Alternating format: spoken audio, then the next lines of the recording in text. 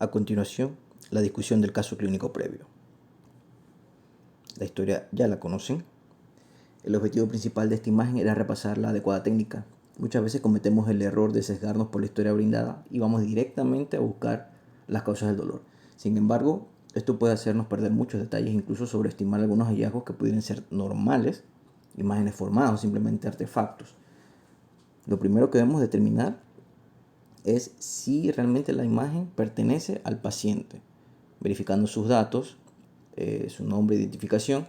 También la fecha del estudio es muy importante debido a que algunos pacientes tienen múltiples estudios en sus expedientes digitales y no es la primera vez que realmente estamos viendo un estudio que no corresponde a la fecha que nos compete.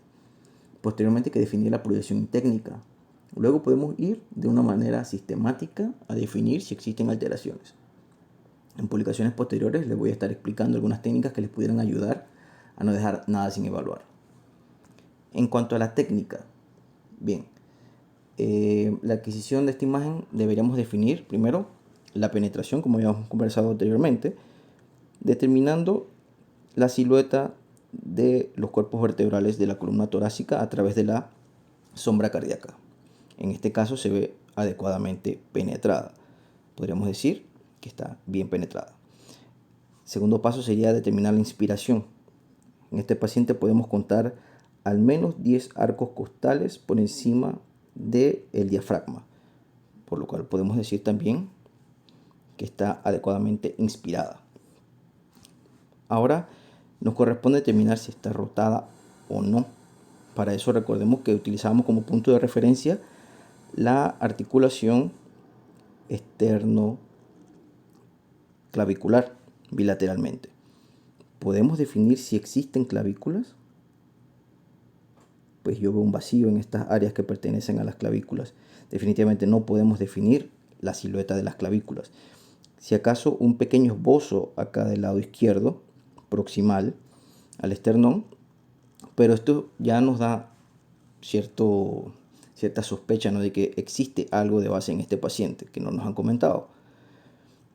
También deberíamos determinar si existe o no angulación, pero para eso también deberíamos contar con las clavículas para definir si existen arcos costales por encima o no de las clavículas. Por lo cual, empezando esta revisión, nos damos cuenta que ya tenemos hallazgos patológicos importantes. Estos no son la causa del dolor de este paciente, pero ayudarían a definir el contexto en el que nos estamos enfrentando. Mientras evaluamos el resto de las estructuras, tampoco logramos definir otras causas de dolor. Esto es de lo más común realmente, principalmente los tipos de dolor torácico no tienen manifestaciones radiográficas. Sin embargo, hay que buscar lo que pudiésemos definir, sobre todo aquellos que pongan en riesgo la vida del paciente, ya sea un ensanchamiento del mediastino, que en este caso no existe, podría ser también prominencia de la silueta cardíaca, cardiomegalia, o incluso un aumento difuso importante que pudiera sugerir derrame pericárdico o taponamiento. También definir si hay o no neumotórax. Luego tratar entonces de buscar infiltrados pulmonares, efusión pleural, incluso lesiones óseas. En esta paciente en específico no logramos definir ninguna de estas causas. Aún así, el hallazgo definido debemos plantearlo dentro de un diagnóstico diferencial, ya que es una anomalía. ¿Qué cuadro presenta con ausencia de clavículas, aplasia, displasia o hipoplasia de las mismas? Realmente no nos vienen muchas a la mente, a menos que haya algún antecedente quirúrgico importante que no nos hayan comentado. Sospecha de tumores óseos primarios de ambas clavículas, no sabemos. Esto es muy raro, por lo cual hay que sospechar de anomalías genéticas. Si bien sabemos que los estudios de imagen no hacen un diagnóstico histopatológico, mucho menos genético, eso es trabajo de patólogos y genetistas, sabemos que los estudios de imagen también nos pueden dar una sospecha de estos síndromes. Es una manifestación perteneciente a un probable síndrome. Por eso es que en muchas ocasiones decimos correlaciones con la clínica, porque no tenemos suficiente información. Sobre todo en este caso nos han dicho muy poco. Solamente nos estamos enfrentando ante una sola imagen con muy poca información. Entonces, vemos estos diagnósticos que hemos planteado aquí. Les puede servir simplemente colocar en el buscador ausencia de clavículas y les van a aparecer definitivamente estos tres principalmente. Todas estas son patologías genéticas raras que cursan con ausencia de clavículas. ¿Cuáles aplicarían a nuestro paciente? Iniciamos de abajo hacia arriba con el síndrome de Yunis-Baron. Se trata como de una condición genética de herencia autosómica recesiva, principalmente displasia de huesos y dientes. Puede afectar el aparato cardiovascular, los tejidos que provienen del ectodermo. Son pacientes con facies sindrómicas con características inespecíficas como microcefalia, braquicefalia, huesos faciales pequeños. Sin embargo, hay muy pocos casos documentados y todos ellos con expectativa de vida inferior al año y el motivo de muerte principalmente por causas respiratorias, alimenticias o cardiovasculares. El síndrome de Crane-Hayes, en segundo lugar, es una enfermedad genética rara también con herencia autosómica recesiva. Cursa con pobre mineralización ósea, dismorfismo facial también, anomalías vertebrales y ausencia de clavículas. Solamente se han reportado 14 casos a este momento y todos ellos con pobre pronóstico y muerte en el periodo neonatal. Nos queda la disostosis cleidocraneal.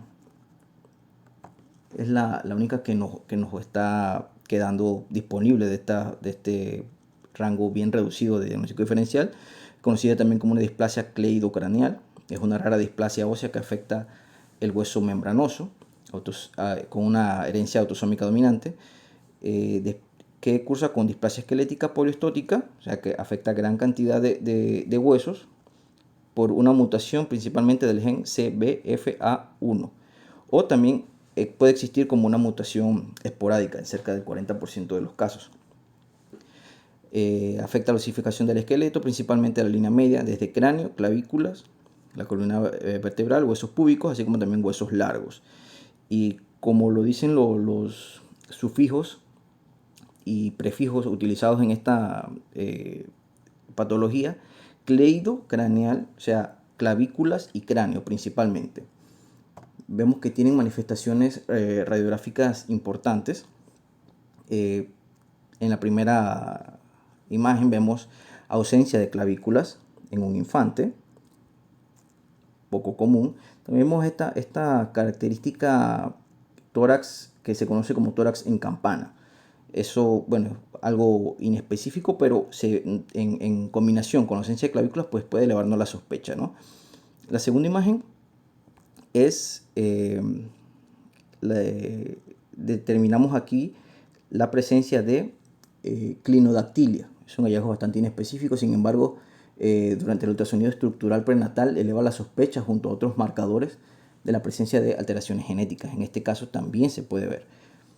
En la tercera imagen podemos ver la presencia de tórax en campana también y arcos costales supernumerarios. Como ven aquí algunos esbozos de costillas cervicales.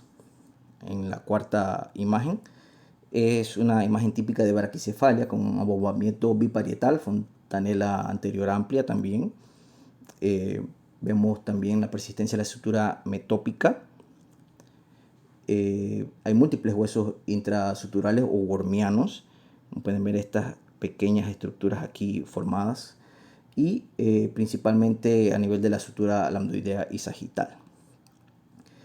En estos casos se trata pues de una patología genética rara, como ya les comenté.